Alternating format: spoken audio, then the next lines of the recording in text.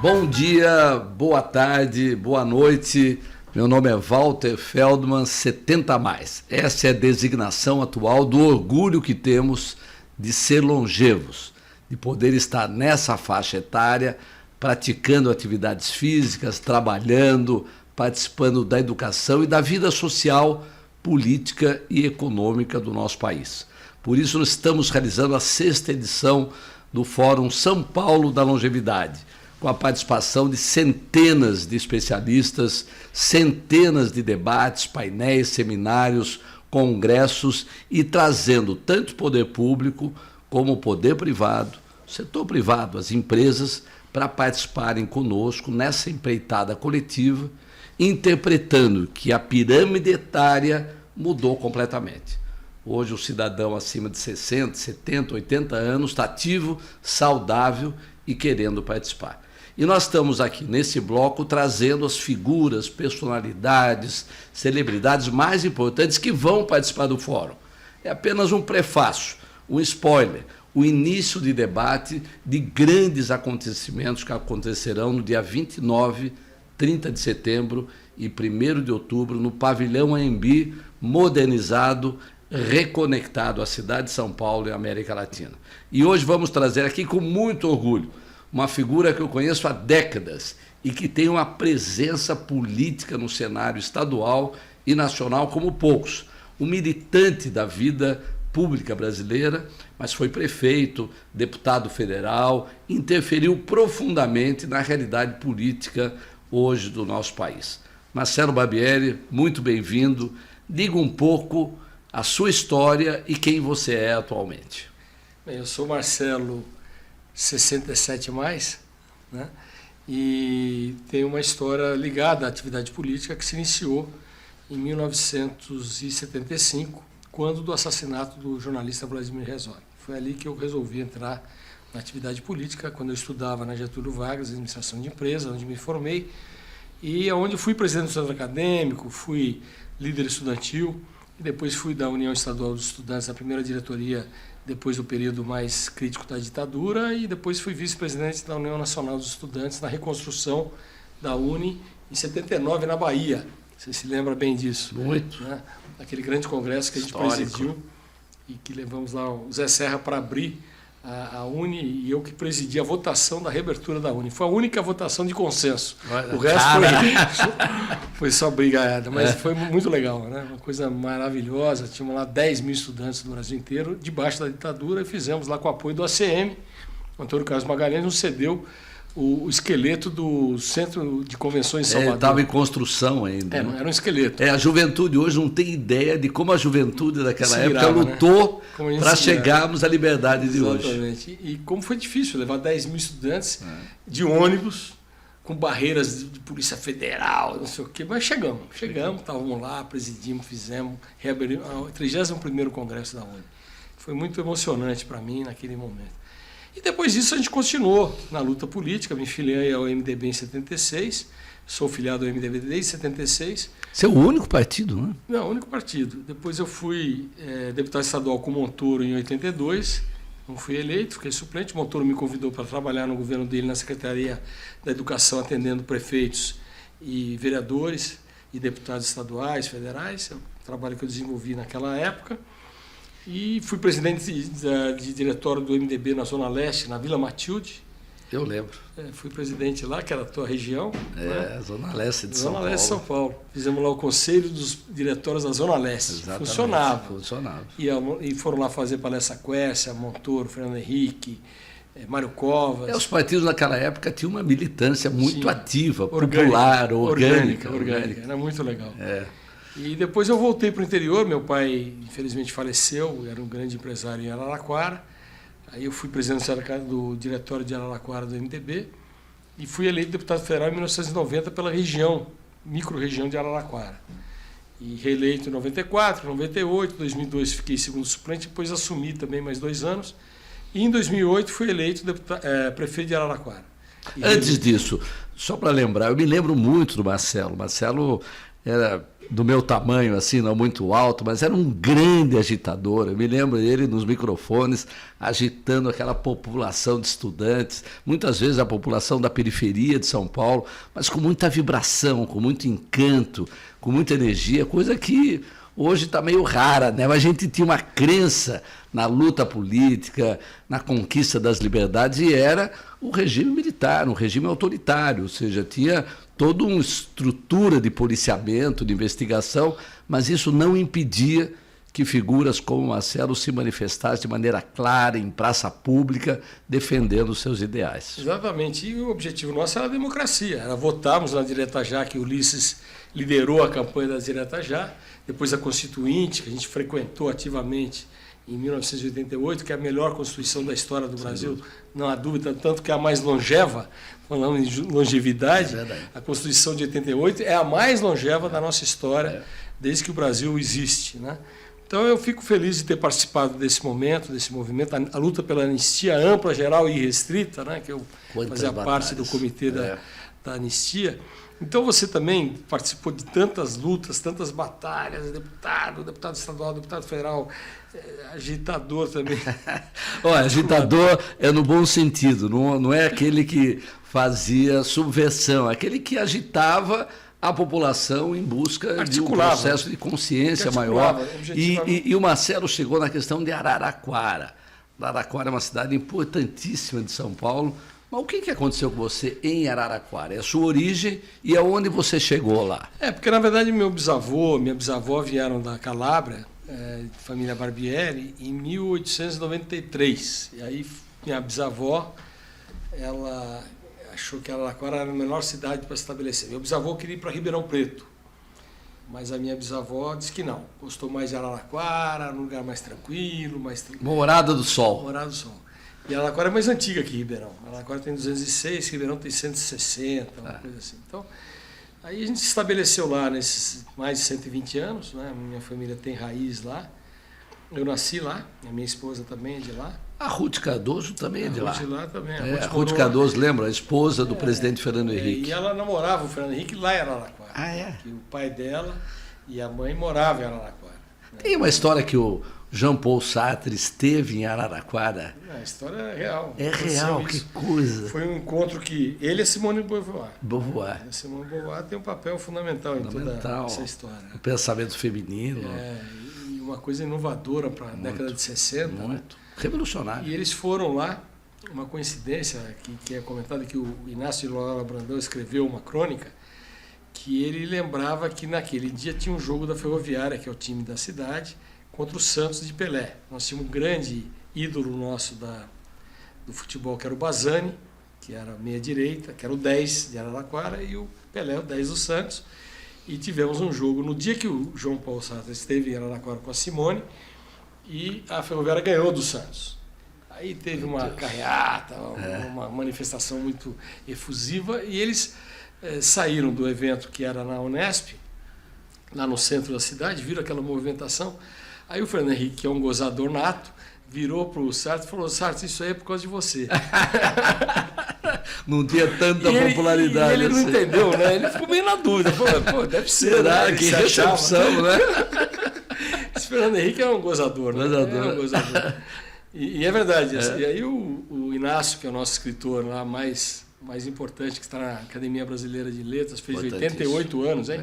Longevo. Não, uma quantidade de livros. Eu vi uma palestra dele no Sesc recentemente. Ele é um maravilhoso. Maravilhoso. E recentemente tive com ele, um dos encontros que eu tive vários ao longo da minha vida, e ele falava da questão da longevidade, né? Ele que tem 88 anos e está escrevendo. Produtivo. Está na Associação Brasileira de Letras. Está escrevendo hoje como uma bisneta.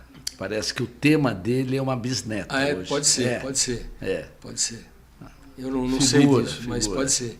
Mas ele é uma figura, ele é uma pessoa muito importante. Agora, você chegou a prefeito de Araraquara. Exato. Aí eu estudei nas escolas estaduais públicas em Araraquara, depois eu vim aqui para o Colégio Rio Branco, aqui na Avenida Higienópolis, que meu pai era rotariano, Colégio Rio Branco ligado ao Rotary, e acabei terminando, na época, colegial, aqui em São Paulo. Fiz o 2º e 3º colegial no Colégio Rio Branco. Depois eu fiz o cursinho no Anglo Latino, entrei na GV e na USP. Na USP entrei em economia, na GV entrei em administração. Fazia uma de manhã e uma à tarde. Aí não deu porque eu comecei a fazer política estudantil e na GV era muito mais aberto o debate, muito mais democrático que a USP, que estava sob uma repressão tremenda, né? Tinha tido o assassinato do Alexandre Vanucchi Leme, né, que leva o nome do DCE da USP. Então, a GV não, a GV a gente travava grandes debates. Aí eu comecei a trabalhar lá politicamente e depois, em 1983, 84, eu voltei para Araraquara. Passei minha infância e adolescência em Araraquara e depois desse período de estudante eu fiquei aqui. Depois voltei para lá e aí assumi as empresas que meu pai tinha deixado e depois caminhei para ser e fui deputado federal em 90. Tive lá uma votação muito expressiva, depois tive uma grande votação na segunda legislatura que eu fui eleito em 94. Depois em 98 também me reelegi e em 2002 depois eu fiquei prefeito. Aí prefeito é uma experiência maravilhosa, fantástica, né?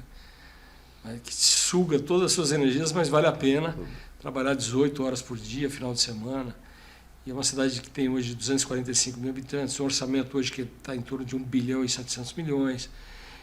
Cidade rica. Cidade é 1% do IDH mais importante do Brasil, Araraquara faz parte. Beleza.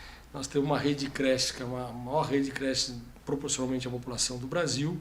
Hoje temos 46 creches, né? Quando eu assumi eram 35, eu construí 7.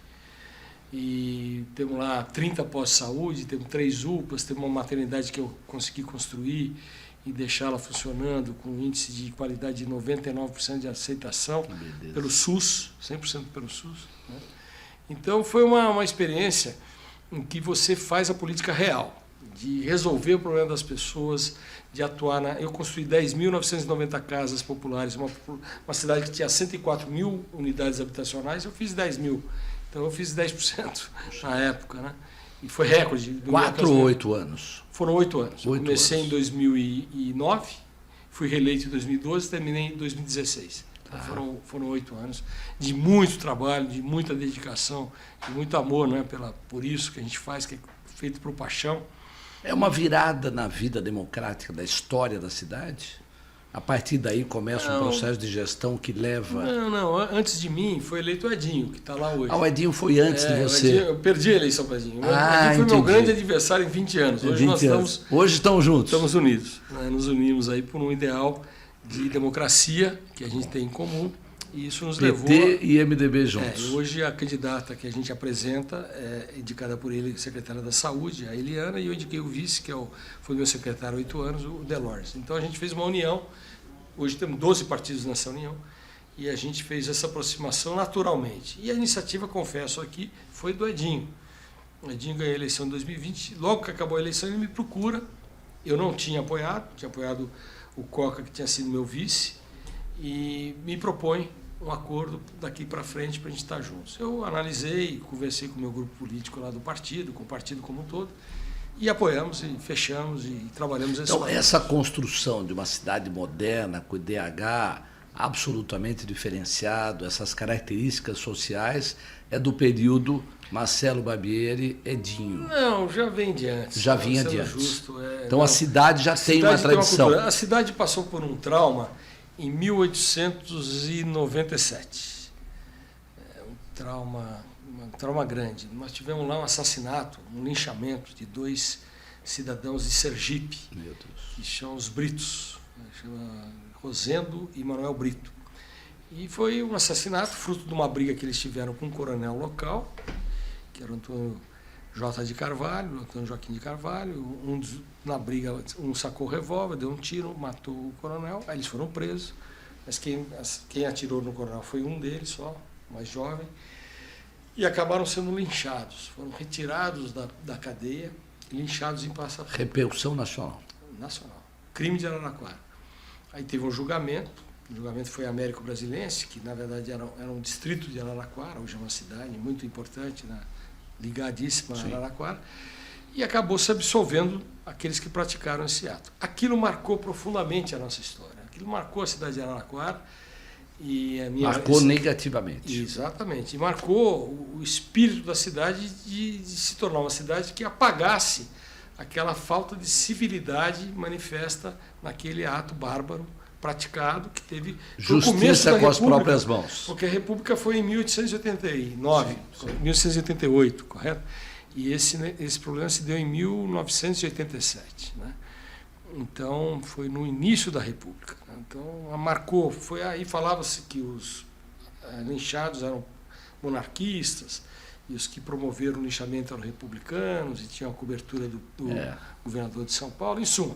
Mas não era tanto isso, foi uma questão meio de barbárie mesmo. Barbárie local. Barbárie local. E uma reação imediata da população. Exatamente. Que fez justiça com as próprias mãos.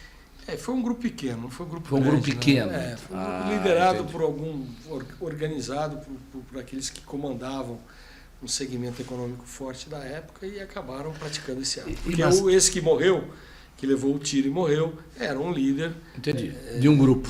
De um grupo. Agora, Marcelo, você falou muito da tua gestão municipal, da história, da importância de Araraquara nesse trabalho social e a longevidade naquele seu período comparado a hoje. Vou te falar a verdade. A minha esposa, chama Marilena, mas o apelido dela é Zi. A minha esposa é uma pessoa muito assim, arguta, assim, muito crítica, né? O pai dela é assim, ela herdou isso do pai. O pai dela chamava Moda Francisco, ele era o cartorário da cidade, o cartorário civil, ele que registrava nascimentos, óbitos, casamentos, então era uma pessoa importante. Importante, né? Muito. E tinha um cartório muito forte lá. E aí, a minha esposa, quando a gente começou a trabalhar, ela virou um dia para mim, logo no começo da gestão, ela assumiu o Fundo Social de Solidariedade, que não tem remuneração, que é um trabalho voluntário. Falou, olha, eu fico muito preocupada de ver que vocês não cuidam dos idosos, que não tem a política para os idosos. Então foi a primeira pessoa que me chamou a atenção. Ela levantou essa questão. E ela jovem ainda. Ela isso foi em 2009, ela tem 59 hoje. Sim. Então, sem dúvida. Ela era muito jovem. Quase 20 anos quase atrás. 20 anos atrás. Ela tinha 40 e poucos anos. Sim. Né? Aí ela falou isso e ela começou a fazer isso através do Fundo Social. Então, ela começou, junto com a esposa do governador Serra, né? Com a esposa do governador Serra, fazer uma política do jogo dos idosos na região, a incentivar os idosos a praticar esporte. E isso ela fazia através do Fundo Social. E isso foi uma motivação. E aí eu comecei em todos os eventos, claro que eu ia, comparecia como prefeito, mas quem organizava era o Fundo Social, com apoio da prefeitura. Mas aí começou, eu falei, olha, você tem razão, nós temos que ter uma política, e não tinha nada de política. Aí começamos a fazer Praça dos Idosos, fizemos 3 praças de idosos, em parceria com o Fundo Social do Estado, não é? Em praças importantes da cidade. E aí fizemos uma das primeiras unidades do Centro Dia do Idoso. Eu inaugurei o Centro Dia do Idoso no governo do Geraldo Alckmin. Hoje muito falado, espalhado por aí. Exatamente. A ideia é que pegou. Pegou isso, mas quando eu fiz, poucas cidades se dispuseram a fazer, porque, não, para que isso? E realmente, o espírito do Centro Dia do Idoso é um local que tem acompanhamento de saúde, tem jogos, tem atividades culturais, atividades associativas, aulas, cursos, e para a população de renda baixa, que não pode pagar algum acompanhamento. Então o idoso ficava largado em casa, aqueles que eram mais que têm produção saíam de casa, os jovens adolescentes vão para a escola e o idoso fica lá. Então a gente começou a entender que tínhamos que fazer isso. Mas havia uma resistência de levar o idoso lá. Então a gente tinha vaga e não tinha demanda. Né? Quer dizer, demanda tinha, mas ninguém levava. Uma resistência das famílias. Exatamente. Preferiam deixá-lo em casa sem fazer nada. Fica lá quieto. Né? Era assim. Aí, hoje não, você for lá, nós já estamos com acho que 300 ou 400 dias do idoso lá, está indo muito bem. A política bastante. Que deu certo. Exatamente. E o que é isso? Isso? A gente não gosta de falar esse termo, mas era o ideal era a creche do idoso. Quer dizer, o idoso tem onde ir. Sim. E o que fazer. Eu peguei uma associação de moradores num bairro muito tradicional, que chama Bairro do Carmo, um dos mais antigos da cidade, e essa associação definhou, o pessoal envelheceu, e o presidente da associação me procurou, falou, prefeito, o senhor não quer ficar com essa associação, o senhor faz alguma coisa? E aí veio a ideia de fazer o Centro Dia do Idoso nessa associação, porque lá tinha um campo de bote, tinha uma quadra, já tinha alguns equipamentos que a gente pôde usar. Que facilitava. Que facilitou, e tinha um terreno legal, um ponto bom, e tinha uma população idosa moradora naquela região, porque era uma região que tinha índices de longevidade maior do que a média de outros bairros. Então a gente fez no lugar certo. E isso evoluiu. E eu tive muito apoio, tanto da minha esposa, como da Deodata, da Amaral, que era uma vereadora, que era minha secretária de assistência social, que era idosa. Tudo a ver. E ela abraçou. E ela adorou isso. A Deodata do Amaral, que foi a vereadora até hoje mais votada na história da cidade, era um fenômeno de dedicação à assistência social, ao trabalho Fazia social. porque acreditava. Fazia os mutirões de Lindo. moradia. E aí ela abraçou também essa questão da longevidade. E Araraquara, hoje, para você ter um número, é uma das cidades que tem maior índice de longevidade do Brasil. Né? Pelo IBGE, nós temos em torno de 21%. É enorme. O grande. IBGE, no geral, dá 15%, Nós temos 15 e pouco. Pode pegar, tem no IBGE. Importantíssimo. Esse número eu fui lá olhar. Então nós temos uma idade média alta, tem muita gente aposentada, muito aposentada. E um dos fatores também é que Araraquara tem hoje um dos menores índices de criminalidade do Brasil. Foi considerado nesse último levantamento realizado a terceira cidade com menor índice de criminalidade. 4,5 mortes por assassinatos para cada 100 mil habitantes, que dá menos de 1 por mês. Índices relevantes que levam a esse IDH tão qualificado. E isso favorece o idoso, porque se você tem uma cidade mais tranquila, o idoso, que é uma pessoa até certo ponto vulnerável, sim, na parte física, ele está mais protegido num ambiente em que há menos violência. Você acha que isso, inclusive, contribui para a atração, sim, da moradia de idosos, sim, de outros locais para lá? Valls, uma das coisas que eu batalhei muito no meu governo, e isso foi feito no meu governo, eu extingui as favelas. Não tem favela. Beleza. Se você for lá em Araraquara, você pode rodar a cidade, você não vai achar barraco. Eu peguei todas as potenciais favelas iniciais e agreguei num programa forte de Minha Casa Minha Vida para nível 1. Transformou em conjuntos habitacionais. Casas. Porque no interior, casa é mais barato que conjunto, não funciona tão bem. Tá. Porque não tem a cultura do interior de você partir a casa. E fiz uma lei que obrigava a ter 200 metros quadrados de casa, de terreno. Então, não quero casinha em 150 metros. Extraordinário. 200 metros, foi lei. Então, você fazia casa com 46 a 47 metros, no caso dos idosos, fazia casa e sorteava para os idosos. Segregamos o idoso e fazia sorteio separado para o idoso. E aí tinha uma porta maior, tinha um batente maior, tinha um banheiro mais já adaptado para o idoso. Adaptado arquitetonicamente para que o idoso tenha mais segurança. Exatamente. E proteção. Mais mobilidade. Maravilhoso. Favorecer a mobilidade do idoso. Isso para nível de renda até 3 salários mínimos. Realmente, população da chamada faixa 1 do Minha Casa Minha Vida. Sorteamos essas casas, segmentado, idoso, deficiente e a população em geral, no estádio da Ferroviária. Tinha 20 mil pessoas. No dia que nós sorteamos 4 mil casas. Vocês veem que ele fala em Ferroviária várias vezes. E só lembrando que Ferroviária é exemplo do futebol feminino. Hoje em dia tem muito, mas no passado só se falava em Araraquara. Eu também, no meu governo, fortaleci muito essa política que já vinha do governo anterior do Edinho, e eu procurei fortalecer também. E nós concluímos o estádio, o novo estádio da Fonte Luminosa, que está lá funcionando. Não, e é incrível, Marcelo, porque o problema nosso, como nós temos história política, tem muita coisa para contar. E nós não falamos ainda hoje da sua função. Você é o presidente da Associação Paulista dos Municípios. Então, veja, Araraquara, deputado federal, uma longa militância política, mas hoje ele é o líder máximo do municipalismo no estado de São Paulo. Comanda os municípios numa instituição que já tem décadas de funcionamento. Vai fazer 76 anos 76 em outubro. anos. 76 anos. Não, e hoje é uma prática importantíssima no Brasil. Municipalismo é uma política onde muitos políticos se enquadram, eles militam, e isso tem salvado, em grande parte, a destinação de recursos para que os municípios efetivamente possam, na ponta, atender a população. Como é que foi isso, presidente da APM? Essa experiência é bacana, porque hoje, depois de 88, que nós vivemos 88, a Constituição, a primeira vez na história do Brasil que o município entrou na Constituição como ente federado. O município não existia como ente federado. É incrível. O município simplesmente existia, mas não como ente federado. E hoje, as pessoas lá existiam. Lá existiam, moram no município. Então, hoje, a República Federativa do Brasil é constituída da União, dos estados e dos municípios. Até então, União e Estados. União e Estados. Nós não existíamos como personalidade do federalismo. Então, é óbvio que de 88 para frente, houve uma mudança de paradigma, de padrão. Hoje as políticas públicas passam obrigatoriamente pelos municípios. Então os municípios hoje têm ganho uma grande relevância na gestão pública, na educação, na saúde nem se fala.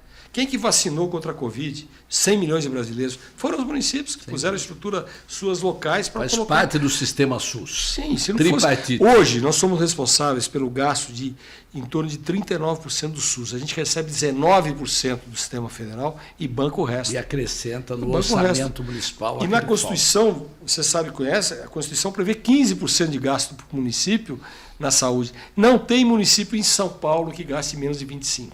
Não tem. E muitos gastam 30%, 32%, 33%. Então, hoje a relevância do município é muito grande na gestão pública.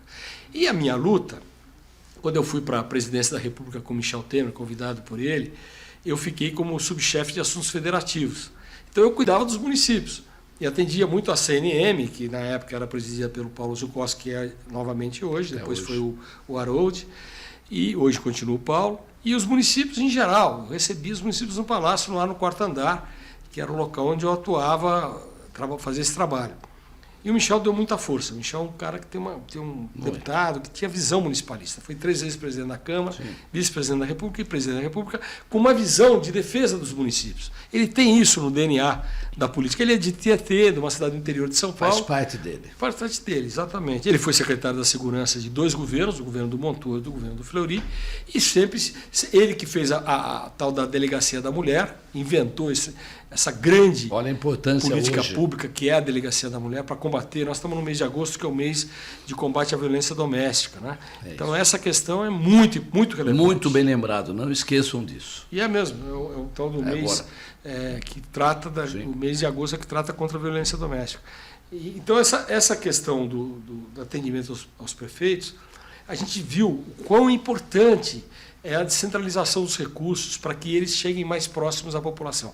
É muito mais fácil o cidadão cobrar, exigir retorno do prefeito, através também dos vereadores, do que do Estado e da União. Então, a política pública, os países Alemanha e Estados Unidos são 2 dos maiores países do mundo, você vai ver o peso que tem o município nesses 2 países. É e isso é a grande batalha da PM, da CNM, ou seja, a luta municipalista no Brasil, que você reflete aqui em São Paulo. E você acredita, Marcelo, com toda essa experiência que você revelou em parte aqui, é possível levar a bandeira da longevidade dos municípios? Não é que é possível, é obrigatório.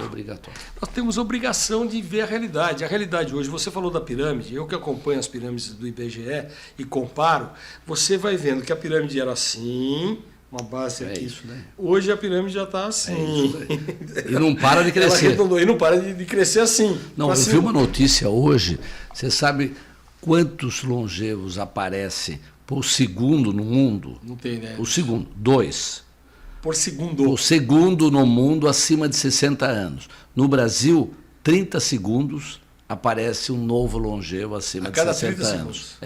Só que lá não está nascendo mais para reposição. Então, essa pirâmide que você desenhou está acontecendo numa velocidade incrível. O Brasil pode ser, em pouco tempo, dos países mais longevos do mundo, em velocidade, inclusive. Já é o 6º. Em velocidade, nós podemos alcançar os primeiros lugares. Então, se os municípios não fizerem essa política para a longevidade lá, nós vamos entrar numa crise. O que nós estamos falando aqui, Valtinho, é obrigatório. É obrigação hoje do cidadão, e isso na PM eu estou fazendo, eu estou procurando seguir aquilo que a minha esposa brigou lá atrás, quando eu fui prefeito, é colocar a questão da longevidade como ponto essencial de programa de governo. Os governos que vão ser votados dia 6 de outubro têm que ter na sua pauta a política para os longevos. Tem que ter a política para atender essa demanda da população, que é uma demanda real, que não é ficção, que não é invenção para fazer evento, para fazer política. Não, é uma coisa necessária. É muito necessária. E nós temos que conviver com isso. Você, evidente, você está com 70, eu estou com 67. Você se lembra, na nossa infância, na nossa adolescência, falar de um homem de 70 anos... É o velhinho. Do Matusalém. Do Matusalém. Não era isso? Pouca gente chegava lá. O cara já tem 60 anos. Pô. O meu avô, por exemplo, morreu com 45. A família do meu pai, a maioria morreu abaixo de 70. A maioria, eram 6 irmãos. né? Só um que chegou a 92, foi um raro de 6. Né? Meu pai morreu com 59, com câncer de próstata, teve câncer de próstata, que era uma coisa também que não se falava, sim, que hoje todo homem, nosso aqui... necessariamente terá um problema de próstata, porque a gente está vivendo mais. Exatamente, você está vivendo mais, então o câncer de próstata está aumentando. Por que está aumentando? Porque a gente está vivendo mais e a próstata vai se deteriorando e faz parte da natureza humana, do homem. Né? Então eu acredito muito, e a política de saúde pública cada vez mais tem que ser focada na questão dos longevos, quer dizer, e a estrutura de saúde é cada vez mais municipal. A estrutura de saúde só funciona. Quem cuida das UPAs? São os municípios.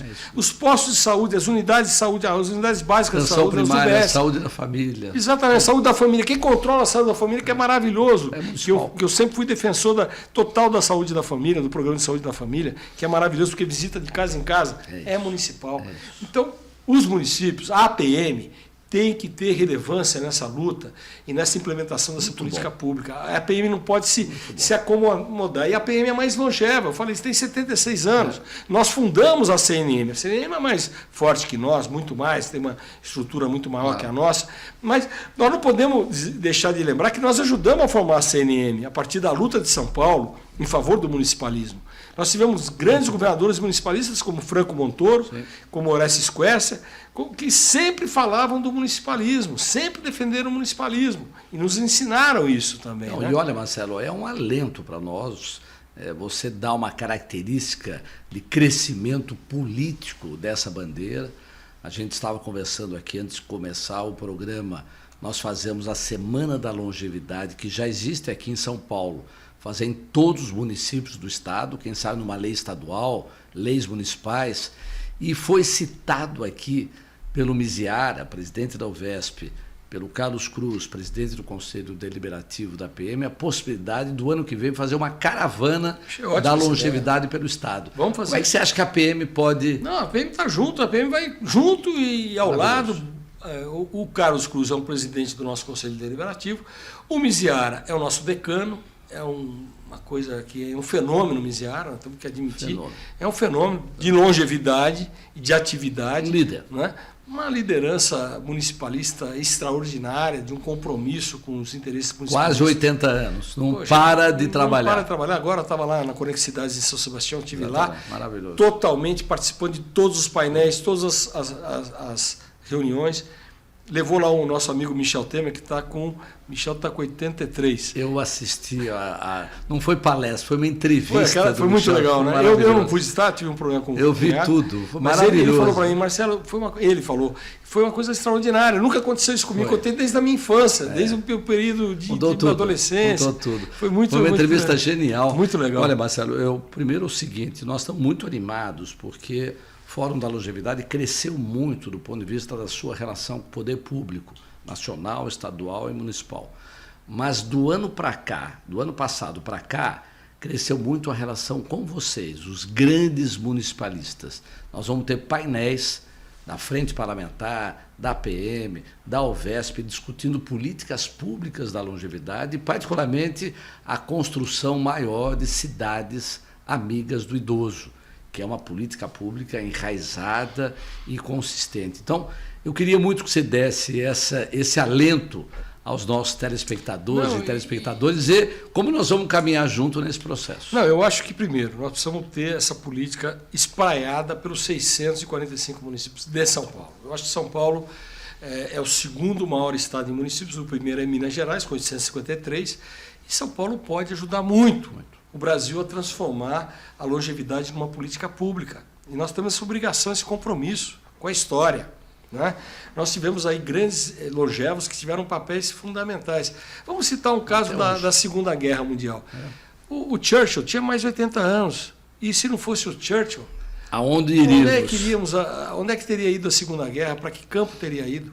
E a gente viu como o Churchill, com a idade que ele tinha, ele liderou e uniu a Inglaterra no combate ao nazismo. Né? Como ele conseguiu ele que era um conservador, ele não era do Partido Trabalhista, não, correto? Contrário. Me corrija se eu estiver errado, ele era altamente conservador. Não. Mas ele teve a visão de que tinha que se unir a todas as correntes políticas e ideológicas para combater o nazismo e salvar a Europa da tirania. Porque a longevidade traz muita maturidade, Muita resiliência, transparência na sua conduta, capacidade de organizar. E aí, Valtinho, vamos também ver o outro lado. Nós temos que observar que há ainda um grande preconceito contra nós. Idadismo. Né? O tal do etarismo. Idadismo, né? Idadismo. O pessoal fala etarismo também, mas a Organização Mundial de Saúde definiu o idadismo como o melhor então, o que eu observo por mim também, porque eu tenho meu 67, estou trabalhando ativamente, todo dia, saio todo dia de manhã, faço meu exercício, vou lá, fico o dia inteiro, estava lá até agora, vim aqui, vou, hoje tem coisa para fazer. Então, fui para o interior ontem, voltei, fui a Araraquara ontem, me reuni e voltei. Então, agora, por que esse preconceito? Porque é óbvio que a gente olha uma situação, você sabe disso, em que a gente já viveu e a gente sabe como é que aquilo pode ser melhorado, pode ser mudado, como que a gente pode orientar, se a gente for por aqui, o caminho é melhor. Porque a gente já viveu, a gente já sofreu, a gente já apanhou. Paciência. Né? Então, a gente pode usar. Agora, esse preconceito atrapalha isso. E o preconceito é real. O preconceito existe. Alguns analisam que mais de 90% tem preconceito em relação à idade, inclusive os próprios idosos. Isso nós temos que mudar. Olha só, pessoal, a qualidade dos debates, das histórias, do conteúdo, essa é a característica do Fórum São Paulo da Longevidade. Vocês tiveram aqui apenas um prefácio, um início. Estejam presentes lá no fórum para poder contribuir conosco num debate democrático de como nós vamos melhorar a longevidade do nosso Estado e do nosso país. Marcelo, palavras finais. Quero agradecer por essa oportunidade, para mim maravilhosa estar aqui com você. Você que a gente se conhece há tantos e tantos e tantos anos, né? E que vivemos aí vários momentos importantes da democracia no Brasil. E dizer que eu fico muito honrado, como presidente da PM estar presente com o seu stand nesse fórum. E da gente levar o debate para que os municípios se engajem na luta em favor da longevidade, na defesa da longevidade, da qualidade de vida do longevo, que é um compromisso que a PM tem hoje com esse projeto que vocês estão desenvolvendo e contem com total e absoluto apoio nosso. Fico muito honrado de estar aqui hoje e agradeço muito a todos que nos assistem e especialmente a você, Valtinho, pela sua iniciativa, pelo seu dinamismo de estar liderando junto com outros grandes líderes esse projeto maravilhoso. Contem conosco. Muito obrigado, imperdível, pessoal, se inscreva, Fórum São Paulo da Longevidade, 29 e 30 de setembro, 1º de outubro. Estamos juntos.